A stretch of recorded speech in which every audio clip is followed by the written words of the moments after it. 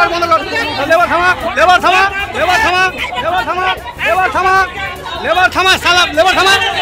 এ বাবা লেবার থাম। ও তো হাতটা আগে তোরা উঠালি, হাতটা আগে তোরা উঠালি, হাতটা আগে তোরা উঠালি।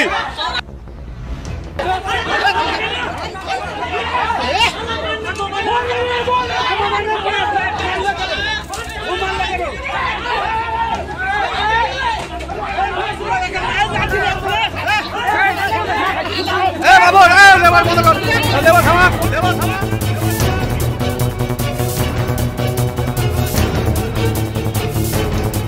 রাস্তা নির্মাণকে কেন্দ্র করে সংঘর্ষ মালদা ভূতনিতে।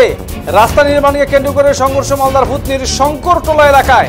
গ্রামবাসীদের উপর চড়াও হয় ঠিকাদার সংস্থার লোকজন ও রাস্তার কাজের সঙ্গে যুক্ত শ্রমিকরা। ঘটনায় দুজনকে মারধর করার পাশাপাশি দোকানে ভাঙচুর করা হয় এবং বাড়িতে চলে ইট পাটকেল। ঘটনাকে কেন্দ্র করে ব্যাপক উত্তেজনা ছড়িয়ে পড়ে এলাকা জুড়ে। ঘটনার পর থেকেই বন্ধ রাস্তার নির্মাণ কাজ। পলাতক ঠিকাদার সংস্থার লোকজন। জানা গিয়েছে প্রায় 3.25 কোটি টাকা ব্যয়ে রাস্তার কাজ শুরু হয়। যদিও এই রাস্তা নিয়ে দীর্ঘদিন আগে রাস্তা তৈরির নির্দেশ আসলেও গ্রামবাসীদের বিভিন্ন অভিযোগের ভিত্তিতে রাস্তার কাজ বন্ধ ছিল। পরবর্তীতে গ্রামের রাস্তা নির্মাণের জন্য হস্তক্ষেপ করে মানিকচকের বিধায়ক সাবিত্রী মিত্র। এরপরই এই রাস্তার কাজ শুরু হয়। এদিন গ্রামের মানুষ যে ঠিকাদার রাস্তার নির্মাণের কাজ বরাত পেয়েছিল তাকে বলে যেভাবে রাস্তা তৈরি হচ্ছে তাতে রাস্তার বিভিন্ন জায়গায় জল জমে যাবে, আর এই জল জমলে অল্প সময়ে এই রাস্তা ভেঙে যাবে। যাতে রাস্তায় জল না জমে তারই প্রতিবাদ করেছিলেন গ্রামের বাসিন্দারা। ঘটনার ঠিকাদারি সংস্থার গুন্ডা বাহিনী এই গ্রামবাসীদের মারধর শুরু করে। এমনকি এই গ্রামবাসীরা ফোন করে তাদের হাত থেকে ছাড়া পেয়ে বাড়িতে গেলে ঠিকাদারি সংস্থার গুন্ডা বাহিনী তাদের বাড়ি লক্ষ্য করে ইট পাটকেল ছুটতে থাকে। এরপরে এই গ্রামবাসীদের সঙ্গে ঠিকাদারি সংস্থার গুন্ডা বাহিনীর হাতাহাতি শুরু হয়ে যায়।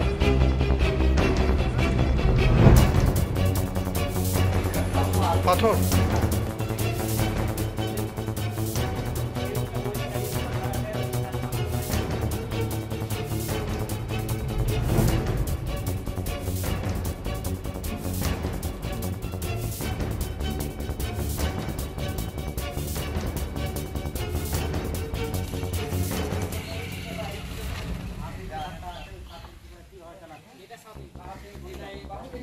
বলেছি তোরা এখানে দুজনকে আমাদের মারতে লেগেছে। কি কিসের কাজ চলছে এখানে ঢালাই রাস্তা হচ্ছে। কি বলেছিল হয়ে যাচ্ছে তো বললো যে একটু উঁচু করে দে ভাই, জল বাঁধবে না। তোরা আর শুনলো না, টেম্পার দেখিয়ে কথা বলতে লাগলো। একজন এসে গলা ধরে ধাক্কা দিয়ে মারতে লাগলো। যারা মারছিল তারা লেবার গুলো। আবার ওখানে আমরা ছুটাতে গেছি, আবার আমাকেও ধরে ও মারতে লাগলো। কোন রকম ওখান থেকে বেরিয়ে এসেছি। বেরিয়ে আসার পরে দেখছি যে সবার হাতে পাথর। এই জায়গাতে মহিলা ছিল দুটো, শুরু করলো পাথর চালাতে আমার বাড়িতে। দোকানের এই জায়গাতে সব কাঁচ টাচ ভেঙে আছে। কাদের চোট লেগেছে? চোট একটা আমার এখানে লেগেছে, একটা মহিলার পায়ে লেগেছে। আর ধর্মরাজ বলে একজন, ধর্মরাজকে ও ফাইট চালিয়েছে, মারধর করেছে। হ্যাঁ। কি চাইছেন এখন? আমরা চাইছি যে ভালোভাবে আমাদেরকে ইয়ে করে দেব। কার মাথা ফাটিয়ে দিয়েছে?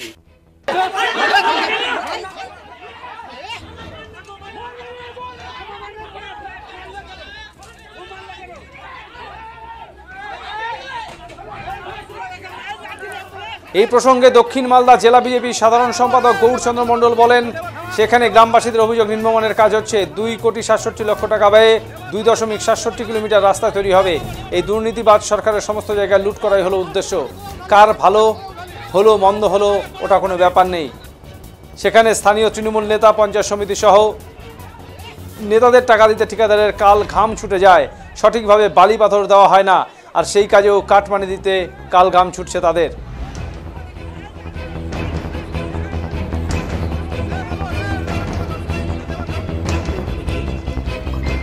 রাজেন মহরিলের বাড়ি হইতে গোপাল মণ্ডলের বাড়ি পর্যন্ত ঢালাই রাস্তা নির্মাণ কাজ চলছে, যার অ্যামাউন্ট হচ্ছে 2,67,65,909 টাকা, 2.67 কিলোমিটার। বারবার ওইখানকার লোকাল লোকের বিস্তর অভিযোগ নিম্নমানের কাজ করা হচ্ছে। কারণ এই সরকারের, এই দুর্নীতিবাজের সরকারের সমস্ত জায়গায় লুট করাই হচ্ছে উদ্দেশ্য। কাজ ভালো হলো মন্দ হলো কোনো ব্যাপার। এতে সরকারি আধিকারিক, এলাকার তৃণমূলের পঞ্চায়েত সমিতি বা জেলা পরিষদ বা সেখানকার এমএলএ সবাই জড়িয়ে থাকে। তাদের প্রত্যেকের পার্সেন্টেজ দিতে ঠিকাদারের ঘাম চুয়ে যায়। ইভেন কি মন্ত্রীকে পার্সেন্টেজ দিতে হয় ওই দপ্তরে, উত্তরবঙ্গ উন্নয়ন দপ্তরে। বলে কাজ তো ওটা তো চুরি কোথা থেকে করবে, রাস্তা নিম্নমানের করে 7 ইঞ্চি ঢালাই সেখানে 4 ইঞ্চি করবে, সঠিকভাবে পাথর বালি সিমেন্ট ব্যবহার করবে না। আর গ্রামের লোক তো অভিযোগ করলে তাদের মারধর করা হয়, পুলিশের অভিযোগ করা হয়।